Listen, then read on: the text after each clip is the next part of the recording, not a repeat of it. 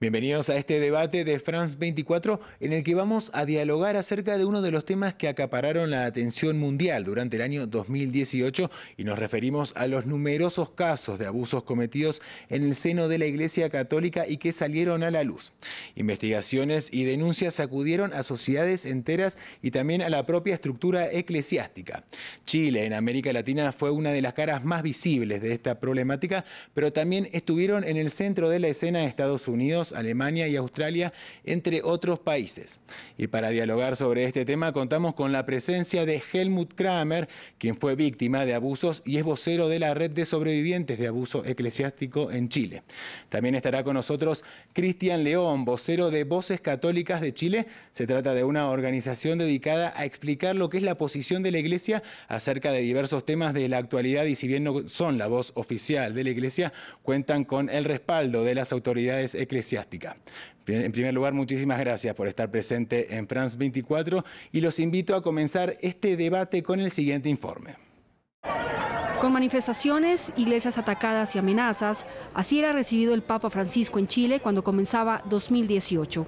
Un país donde la Iglesia Católica perdía fieles debido a los casos de abuso sexual por parte de algunos de sus miembros. Un caso puntual conmocionaba al país, el del ex sacerdote Fernando Karadima y su supuesto encubridor, el exobispo Juan Barros, nombrado por el propio Papa Francisco, quien puso en duda la veracidad de las acusaciones contra Barros, aunque luego ofreció disculpas en nombre de la Iglesia. No puedo dejar de manifestar el dolor y la vergüenza que siento ante el daño irreparable causado a niños por parte de ministros de la Iglesia. Investigadores del Vaticano examinaron cientos de casos y concluyeron la falta de acción y encubrimiento por parte de jerarcas eclesiásticos en casos de abuso. Los hechos tuvieron consecuencias sin precedentes. Por primera vez en la historia, una conferencia episcopal completa, la chilena, presentó su dimisión. Hasta el momento, 7 obispos han sido alejados de la Iglesia, entre ellos el propio Barros. A medida que salían a la luz esta serie de delitos y avanzaban las investigaciones, algunas de las víctimas viajaron al Vaticano para reunirse con el Papa. Hoy día somos una comunidad empoderada, que los vamos a perseguir en nombre de la justicia, en nombre de la dignidad de los niños y niñas y adolescentes que han sido víctimas de abuso. El caso chileno no fue uno aislado, se sumaba a una suerte de mapa mundial de abusos. En Pensilvania, Estados Unidos, un informe reveló los crímenes sexuales perpetrados por cerca de 300 sacerdotes a más de 1000 menores de edad durante casi 7 décadas. Alemania tampoco fue ajena a esta situación. Según un informe encargado por la Conferencia Episcopal de ese país, alrededor de 1.600 miembros de la Iglesia Católica cometieron algún tipo de ataque sexual a más de 3.000 menores durante 70 años. Una vez más, el clero se limitó a ofrecer disculpas, pero para muchos las palabras no son suficientes. La Iglesia Católica tiene un problema global. Me gustaría que el Papa lo convirtiera en su tema número 1 y que su Iglesia realmente trabaje en ello. De hecho, la Iglesia Católica debería ser prohibida porque es una organización criminal.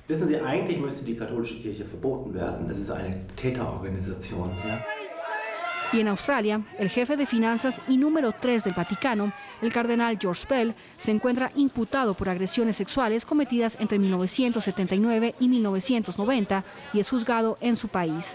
El proceso en su contra es parte de una investigación que documentó abusos a más de 4.000 menores por parte de sacerdotes católicos. El Papa Francisco dijo que llora por las víctimas. Lo llamamos hoy a convertir esas lágrimas en acciones. Los pedidos de perdón y pronunciamientos por parte de la Iglesia Católica siguieron a casi todos los casos de abuso que vieron la luz. Pero las víctimas conservan las heridas y aunque pasen años sin justicia, continúan esperándola. Y establecemos contacto ahora con Helmut Kramer, que está en la capital chilena. Hola Helmut, bueno, cuéntenos hasta donde puede y hasta donde lo desee, cuál es su historia vinculada a este flagelo. A ver, mira, yo ingresé a un colegio jesuita en la ciudad de Antofagasta el año 76. Ingresé sin ser bautizado. lo que no es permitido dentro de un colegio que sea católico. Por alguna razón en ese momento me aceptaron, pero el año 83, comienzos del año 83, se me acerca el sacerdote Leonel Ibacache, que el que había llegado el año anterior a hacer clases al colegio, muy amable, me plantea que al yo no ser bautizado sería que lo que corresponde es hacer el proceso de bautizo o reparar la situación. Y lo que en ese momento para mí como un niño de 13 años me parecía lo correcto. De hecho yo le planteé que tenía una hermana menor de 3 años, la que tampoco había sido bautizada. Y él me plantea o me propone hacerme catequesis a mí, donde me va a preparar para el bautizo y a la vez hacer al mismo tiempo la primera comunión, y que yo al llegar cada día a mi casa después de estas catequesis le reproduzca esto a mi hermana. Entonces, de esa forma, siempre iba a quedar yo solo con él. Nosotros tuvimos 3 clases. Desde la primera clase, que era en una sala que queda al lado de la capilla que está dentro del colegio, en un momento de la clase de la catequesis, Ibacache me hacía ponerme de pie, todo esto en un absoluto silencio, me hacía ponerme de pie y me desnudaba de mi cintura hacia abajo y empezaba a tocarme. Esto duraba un tiempo que para mí era indeterminado. Luego me hacía volver a vestirme y me tenía que ir. Sucedió una segunda vez y sucedió una tercera vez. Después de eso, nunca más durante el año se me acercó. Nunca más me dijo faltan clases, falta preparación, nada. Solamente a final de año se me acerca y me dice, bueno, ya es hora de que tú y tu hermana sean bautizados y hagan la primera comunión. Y esto sucedió en octavo básico, yo estudié hasta cuarto medio en el colegio, y de ahí, desde que sucedió eso, durante todo el resto de mis años de estudio, evité a Ibacache. Para mí era una situación súper complicada porque yo asumía 2 situaciones que para mí eran súper fuertes.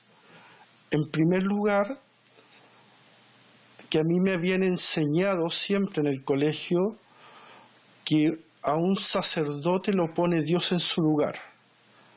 Y no podía entender cómo alguien que fue puesto por Dios me había tocado de la forma en cómo lo hizo. Y lo segundo, que con los años entendí mi error, que durante todos esos años yo pensé que era la única persona en el mundo a la cual le había sucedido algo así. Helmut, me imagino que luego se habrá encontrado con otras historias similares. ¿Cómo afectó esto en su vida adulta? ¿Cómo continuó su vida después?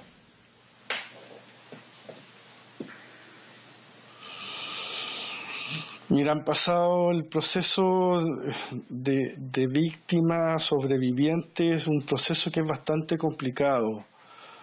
Hay momentos de una absoluta negación, hay momentos en que he pasado temporadas despertando de noche, sudando, sintiendo las manos de Leonel Ibacache, inclusive mi primer momento de una relación sexual costó mucho, y no es fácil. No es fácil, más encima en esa situación de poder, de sentir que la persona que te hizo el daño es una persona que va a ser intocable. Todo esto sucedió en años en que era imposible pensar que uno iba a poder llegar a denunciar a estas personas. Y quisiera consultarle a Cristian León, de Voces Católicas, escuchando este relato escalofriante de Helmut. Usted, si bien no pertenecen a la iglesia, pero sí cuentan con el respaldo de la estructura eclesiástica, ¿qué siente cuando escucha este tipo de relatos? O sea, lo que ha hecho la iglesia es inexcusable. O sea, yo lo lamento mucho, los testimonios son sumamente dolorosos para nosotros y Helmut, yo lo lamento, de verdad, y te pido mucho perdón porque esto es impresentable lo que está haciendo, lo que ha hecho la iglesia con robarle la inocencia a los niños. Eso no puede ser posible. Bueno, y Chile se convirtió en el epicentro de un movimiento que desnudó lo que es una suerte de estructura de crímenes, abusos y encubrimientos en el seno de la Iglesia Católica. Vamos a conocer la cronología de los hechos que convulsionaron a esta nación sudamericana durante el año 2018. El 15 de enero el Papa Francisco llegaba a Chile en medio de un tenso clima por los casos de abusos en la Iglesia Católica. El 18 de enero el Sumo Pontífice defiende al obispo Juan Barros, acusado de encubrimiento de abusos cometidos por el ex sacerdote Fernando Karadima, afirmando que no hay pruebas en su contra y que todos son calumnias. Más tarde pidió disculpas por sus dichos. 20 de febrero el arzobispo de Malta, Charles Cicluna, y el oficial de la Congregación para la Doctrina de la Fe, Jordi Bertomeu, inician 64 entrevistas para recopilar antecedentes sobre la situación del obispo Juan Barros. 27 de abril, el Papa recibe a José Andrés Murillo, Juan Carlos Cruz y a James Hamilton, víctimas de abuso por parte de Fernando Karadima. El 18 de mayo, todos los obispos chilenos presentan su renuncia ante el Papa Francisco. 11 de junio, el Papa acepta la renuncia del obispo chileno Juan Barros. Y el 12 de junio, dos enviados del Papa Francisco llegan a Chile para pedir perdón a la comunidad que ha sufrido los abusos. Mientras tanto, el 13 de julio ocurre el primer arresto dentro de la Iglesia Católica por abusos sexuales a menores. Se trata de Oscar Muñoz, de 56 años, quien fue detenido tras ser acusado de 7 casos de abuso sexual. El 25 de julio, otro escándalo golpea a la Iglesia Católica chilena, y es que varias monjas denunciaron que fueron abusadas sexualmente por parte de sacerdotes durante años. El 3 de agosto, la Iglesia chilena pide perdón por los dolorosos abusos sexuales. En tanto, el 16 de septiembre, el clero chileno expulsa al sacerdote Christian Precht, envuelto en varios escándalos de abuso sexual, y se trata de la primera expulsión de un sacerdote de la Iglesia chilena. El 28 de septiembre, el Papa Francisco expulsó del sacerdocio al cura chileno Fernando Karadima. Bueno, Helmut, quisiera consultarle a usted cómo evalúa la manera en que la Iglesia chilena encaró esta problemática y qué acciones espera usted por parte del clero.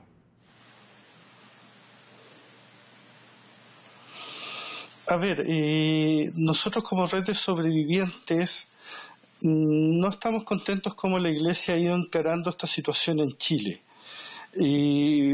Si bien se vio una especie de vuelta de timón cuando el Papa Francisco reconoce el error de sus palabras o el horror de sus palabras en Chile defendiendo a Barros, y llama a transparentar la situación en Chile, inclusive habla de que no se le entregó toda la información. Él habla de que se le escondió información, y a partir de ese momento nosotros esperábamos una reacción de la Iglesia de apoyo total a la justicia chilena. Y lo que hemos visto en verdad durante todos estos meses es la PDI, junto con Fiscalía, la Policía de Investigaciones, junto con la Fiscalía Nacional, entrando a recintos de la Iglesia Católica para poder incautar la documentación que la Iglesia no ha entregado. Y esto no nos parece que sea el camino que deba seguir la Iglesia. Pensábamos nosotros que después de la palabra del Papa Francisco, la Iglesia sola iba a pescar toda esta información y la iba a entregar a la Fiscalía. Lamentablemente no ha sido el camino.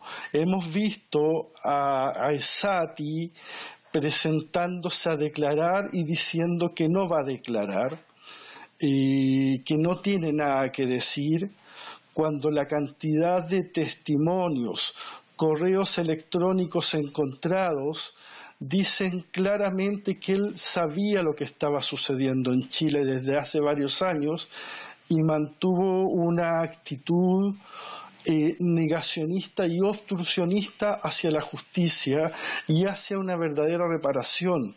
A mí me ha tocado conocer varios casos de amigos y amigas que golpearon las puertas de Sati, de Rasuris también en su momento, y fueron muy maltratados. Nosotros vemos como red que la Iglesia Católica en Chile no está colaborando como debería hacerlo. Cristian León, de Voces Católicas, ¿cómo evalúa usted el accionar de la Iglesia chilena en torno a este conflicto de abusos y qué esperan ustedes? Bien, nosotros en general evaluamos con nota negativa, deficiente, podemos decir, el actuar de la Iglesia. Si bien hay algunas cosas que se están implementando ya con gente y con comisiones. Por ejemplo, el nombre tres instancias que se han hecho que puede ser todavía no suficiente, pero sí necesaria, como por ejemplo la Comisión Nacional para la Prevención, ¿cierto?, de Delitos, la Delegación de Verdad y Paz, que ve la parte política de la investigación del arzobispado, y también que tiene a su vez la OPADE, que es la Pastoral de Denuncia y el Departamento de Prevención de Abuso, que se ha hecho todo un mecanismo al interior de la Iglesia para evitar que esto vuelva a pasar. Esto es muy grave, probablemente en Chile la crisis que la Iglesia más grande ha tenido en la historia, y es un torpeo bajo la línea de flotación de la Iglesia, en el cual ha hecho que toda la Iglesia, tanto laicos como su jerarquía, tienen que pasar por un proceso difícil de pensamiento crítico, de juicio de valores, de creencia, y ver un poco cómo hacer para que esto cambie. Si hay un elemento común denominador, podemos decir, para todo el problema que ha pasado en todo esto, o sea, cuando Helmut habla, aparte de la persona que comete, que probablemente está enfermo, ¿no es cierto?, la persona que comete el delito de pedofilia, en el caso del encubrimiento, ese tipo de cosas, estamos hablando de una estructura no sana. Si nosotros pensamos que la modernidad se afirma en la libertad y que la Iglesia se afirma en el principio de autoridad, y básicamente estos dos puntos, ¿no es cierto?, no comulgan bien, hay un tema de fondo que tiene que ver con el clericalismo. El clericalismo, podemos decir, es la perversión o la degradación de la autoridad. Y ese problema es el que hay que tratar de fondo aquí en la Iglesia. Creo que todas estas comisiones ayudan y todas estas labores que están haciendo, debe cada día funcionar mejor todo este tipo de cosas, pero es el camino que tenemos que hacer para sanar esta Iglesia que está tan enferma. Ahora, otra pregunta que surge es ¿por qué sucede esto en la Iglesia Católica? ¿No han sido publicados o no se publican usualmente casos de esta magnitud en iglesias de otras religiones? ¿A qué cree que podemos atribuir esto? La verdad es que sí, se pasan en todas las iglesias pasan estos problemas en diversos lugares del mundo. Esto ha acontecido. Quizás la Iglesia Católica tenga una debilidad básicamente por el fuerte principio de jerarquía que existe al interior de la Iglesia. Y eso quizás hace que sea una estructura que le ha costado más, podemos decir, adaptarse un poco a este tipo de cosas. Además que hay que tener en cuenta varios factores que han pasado. Por ejemplo, tenemos que, en general, yo no sé, Helmut, desde el momento que tú haces, de que te acontecen te pasan los acontecimientos, digámoslo, con el sacerdote jesuita León Libacache, hasta que tú denuncias, ¿cuántos años pasaron?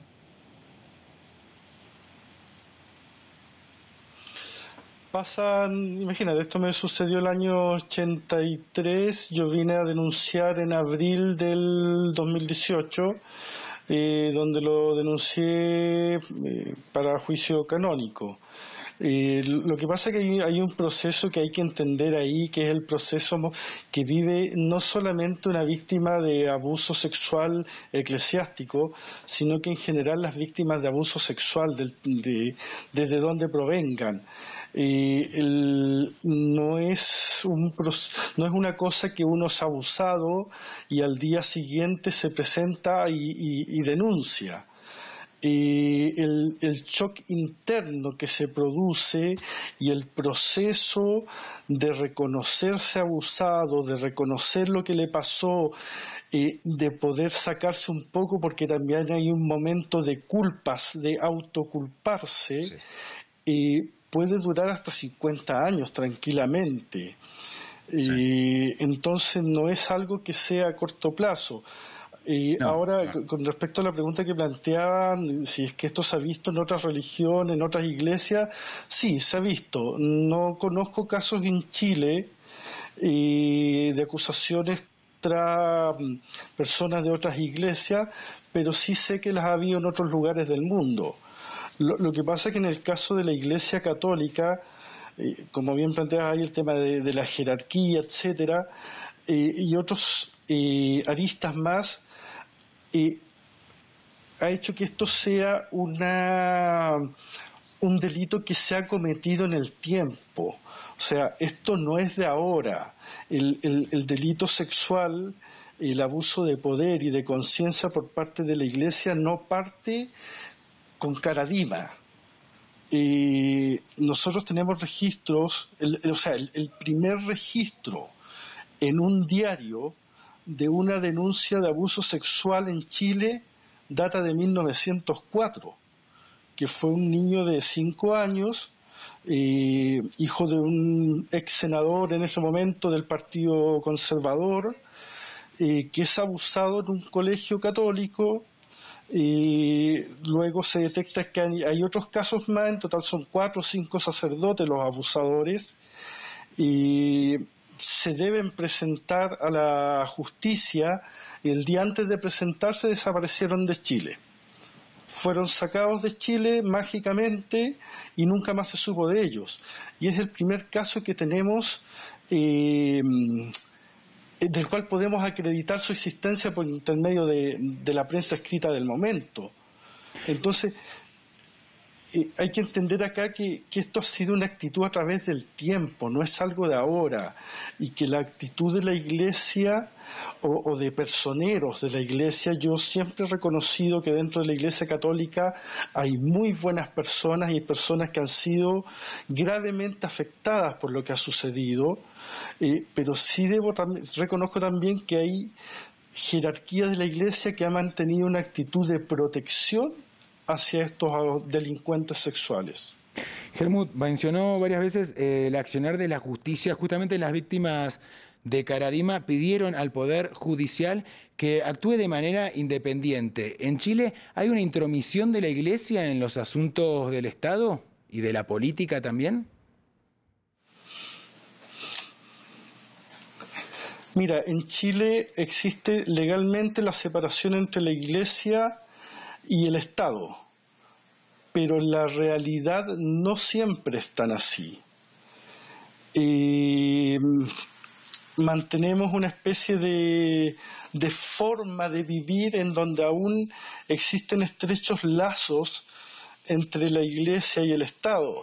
O sea, Bernardino Piñera, ex obispo, tío del actual presidente. O sea, estos lazos se van dando y Bernardino Piñera, ojo, acusado de encubrimiento a favor del ex obispo Koch. Entonces estos lazos se van dando en la realidad.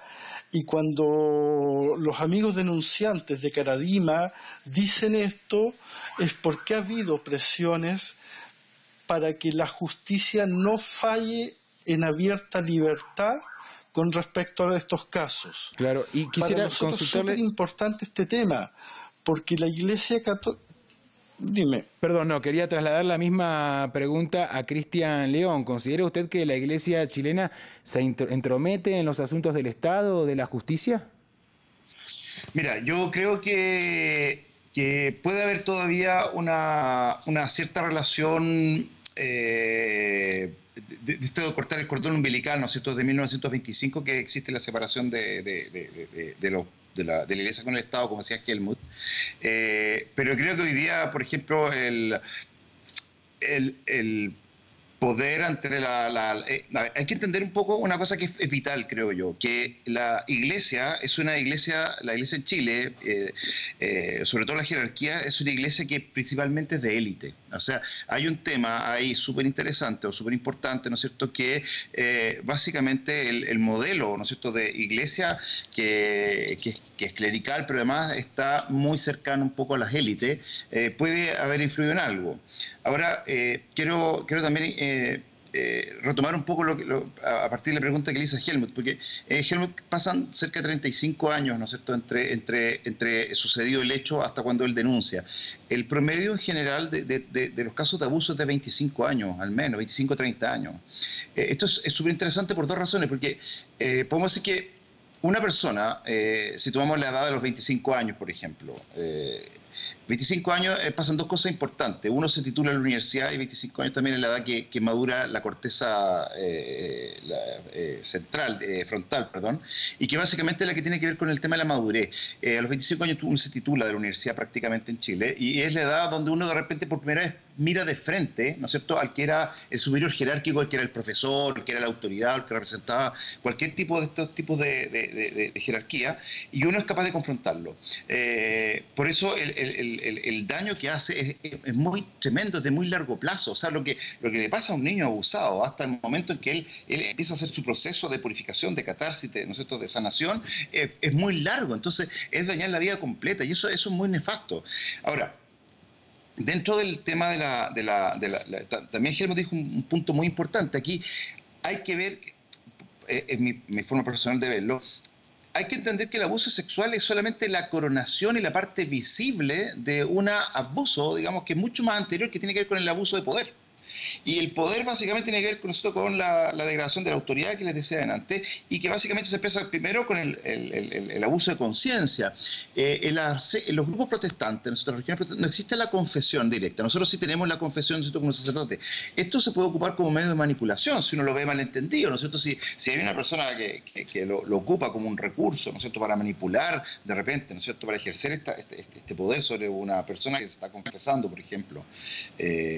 Esto puede hacer mucho daño. Entonces, hay una seguidilla y una consecución lógica desde un abuso de poder por un poder malentendido, que no es la autoridad, el poder puro, luego un abuso de conciencia y luego, ¿no es cierto?, una forma ya final de este escalafón, podemos decir, de desviaciones, que es el abuso sexual, digamos. Y ese es el daño que nosotros estamos intentando reparar acá, nosotros, y la Iglesia tiene que hacer todo este proceso de purificación para poder arreglar todo este problema. Claro, pasemos ahora, corrámonos un poco de Chile, pasemos al ámbito internacional. Este año se destaparon casos no solo en Chile, también en Pensilvania, Estados Unidos, en Alemania, en Australia. Helmut, ¿cómo evalúa usted cómo han sido tratados estos casos en estos otros países, a diferencia de Chile? Mire, a nivel internacional está moviéndose todo un proceso que apunta en pos de una lucha por un fin al abuso eclesiástico. De hecho, el mismo día que llega el Papa a Chile, en Chile se funda ECA, que es la primera organización, la primera red de redes de sobrevivientes en todo el mundo. Acompañado de esto se van destapando una serie de casos escalofriante. O sea, el caso de Pensilvania, me ha tocado leer extractos del documento de Pensilvania, cuando describen que después de que un sacerdote abusaba de un niño o de una niña, le hacía ponerse y que llevara siempre una cruz, y que esa cruz lo iba a marcar para que cualquier otro abusador lo pudiese reconocer y pudiese ocuparlo. O sea, a ese punto de maldad se fue llegando. Entonces, el ir destapando estos casos, que la gente vaya conociendo esta realidad, ha ido aportando para un nuevo cambio de conciencia y producir lo que nosotros como red estamos buscando, que es un nunca más. Mira, yo valoro profundamente la lucha que están dando amigos católicos por limpiar su iglesia. La valoro en verdad profundamente. Yo en mi caso, hace muchos años que dejé de ser católico, pero nosotros como sobrevivientes vamos en una dirección a nivel mundial que apunta porque este tipo de situaciones no se vuelvan a producir, porque un niño o una niña no tenga que volver a ser marcado de por vida. Y no solamente niños y niñas, acá también ha habido adolescentes y han habido personas adultas que han sido abusadas. Han sido abusadas fuertemente desde la conciencia y el poder, y muchos de ellos también sexualmente. La situación, y bien se describía recién, la situación de poder es tan fuerte que un espacio íntimo, un espacio que yo entiendo que debía ser considerado sagrado como el momento de la confesión, se termina transformando en uno de los momentos donde más abuso hay. Y nosotros en general saludamos y estamos inclusive tratando de caminar hacia el 2019 a un encuentro latinoamericano de sobrevivientes. Estamos tratando de apuntar en esa dirección y esperamos poder lograrlo, porque la lucha que se está dando en este momento los amigos en Argentina, la lucha que están dando los amigos en Ecuador, el movimiento que están haciendo en Colombia, que están haciendo en Perú, que están haciendo en Bolivia, es parte también de lo que nosotros hemos pasado. Y quisiera consultarle a Cristian León, retomando estas declaraciones de Helmut, ¿considera usted que es necesaria una reestructuración en la Iglesia Católica, medidas de profundidad que vayan a fondo? Absolutamente, absolutamente. Creo que hay que revisar muchas cosas. O sea, por ejemplo, hoy día yo creo que ha llegado el momento como iglesia que se pregunte, por ejemplo, si debería ser todos los sacerdotes célibes o debería haber, por ejemplo, los sacerdotes que son diocesanos que podría ser opcional, digamos, el casarse o no casarse. No lo extiendo esto a las congregaciones ni a las comunidades de sacerdotes, porque estos viven en comunidad y recuerdan eso. Pero en los casos de los curas que están más solos, ¿no es cierto?, los curas diocesanos, podría ser una práctica que, de hecho, ¿no es cierto?, la práctica del celibato es una práctica que se toma en el siglo XI, no existía antes en la iglesia y todavía la mantienen el casarse, ¿no es cierto?, en la iglesia oriental, ¿no es cierto?, de rito oriental. En ese sentido, yo creo que hay que practicar la incorporación de mujeres, por ejemplo, es clave en el rol, ¿no es cierto?, analizar un poco cuál va a ser la participación de las mujeres y así, ¿no es cierto?, tiene que ver también con modelos poco sanos, podríamos decir, y poco saludables de construir iglesias en torno a la jerarquía, el sistema de accountability, ¿no es cierto?, de cómo dar cuenta un poco a la comunidad de lo que hace, porque hoy día los obispos tienen básicamente casi o tenían, ¿no es cierto?, casi una total jerarquía o jurisdicción donde nadie tenían su feudo, donde nadie los molestaba, podemos decir, nadie le hacía contraparte. Entonces, en ese sentido, yo creo que hay que hacer sí una labor importante. También se está revisando el derecho canónico, por ejemplo, ampliar todo el caso de abuso de menores hasta los 18 años, porque antes, hasta el año 83 era de los 16 y antes era los 14, ¿no es cierto? Y bueno, se han hecho medidas importantes de revisión en ese tipo y yo creo que deben continuar. La Iglesia debe hacer un análisis profundo de las medidas que permitan que esto no ocurra más, cómo ponerle punto final a lo que está ocurriendo, ¿no es cierto? Y cómo renovarse a sí misma, porque si no, este es un camino muy dañino, digamos. Agradecemos muchísimo a Helmut Kramer y a Cristian León por haber participado de este debate en France 24 y a ustedes los invitamos a continuar informándose en el resto de nuestra programación.